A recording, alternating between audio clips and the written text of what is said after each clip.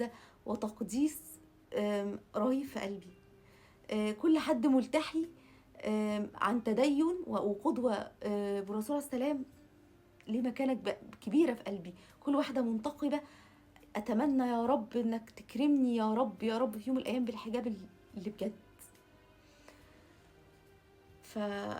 وهم أفضل، يعني نحسبهم عند الله سبحانه وتعالى أفضل.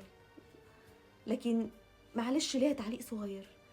صح إن أنت كداعية إسلامي تطلع تقول إن الزواج الطلاق 3 مرات، وإن المرة الثالثة فاصلة، وإن المحلل ده ملعون. مفيش حاجة اسمها محلل في الدين أصلا. أنت تطلع تقول كده وتوعي الناس بكده، حلو، لحد هنا أنت جميل. لكن تقول الفنانة اللي قالت كذا كذا وتذكر اسمها على الملأ فتوجعها نفسيا